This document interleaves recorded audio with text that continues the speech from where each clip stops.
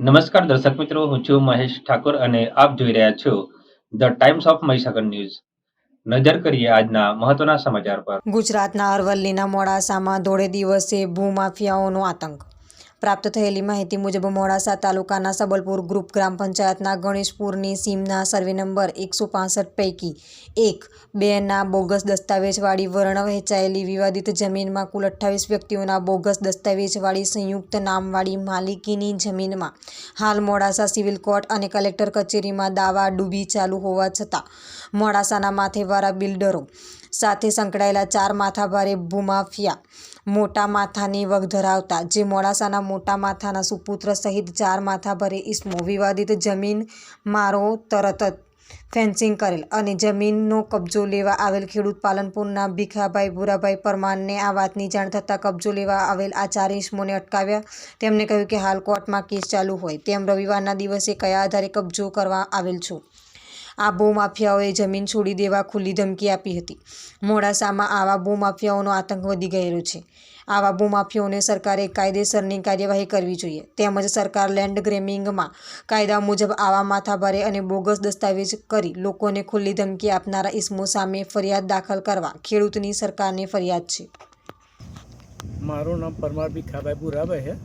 હું પાલનપુરનો વતની છું. મારી આ સર્વે નંબર ગણેશપુરમાં આવેલો છે 165 પૈકી 2 પૈકી 1 પૈકી 2. આ જમીનમાં અમે 29 જણાનું નામ ચાલે છે. 5 ભાગીદાર છે, 29 જણાનું નામ ચાલે છે. આ જમીનમાં બોગસ દસ્તાવેજથી રાજીમોતી જે નામથી થઈ ગયેલો કરી દીધેલો હ અને આ દસ્તાવેજ લખનાર નરેશભાઈ ગરાભાઈ ભરવાડ એ પાલનપુરનો હ અને કોઈ હિસ્સામાં આપણી નથી થયેલી. કોઈ સરકારે કોઈ રેકર્ડે સરકારે કોઈ અધિકારી આવીને કોઈ આ સમયમાં કોઈ હિસ્સામાં આપણી નથી કે વિભાજન નથી કરેલું. જેમ ગેર ભાગ પાડેલો હ અમારો એવી રીતના અને આ સાઈડમાં એક 60 જમીન હ તો 43 ગુંઠાનો દસ્તાવેજ આ કઈ રીતના કરી શકે? કની સંમતિથી થઈ ગયું આ દસ્તાવેજ? એમનો ધોન બાર હ અને આ જે દસ્તાવેજ થઈ કરી દીધો હોય એ લોકો માથાભારે હી અને મારી નાખવાની ધમકી અને બહુ પૈસાવાળી પાર્ટીઓ અહીં મોટા બિલ્ડરો અહીં.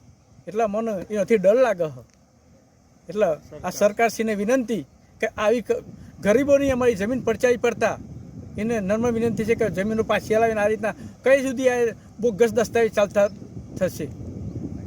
આપના વિસ્તારના પડે સમાચાર જોવા માટે અમારી channel the Times of Mahisagar ન્યૂઝને લાઇક, શેર અને સબસ્ક્રાઇબ કરો.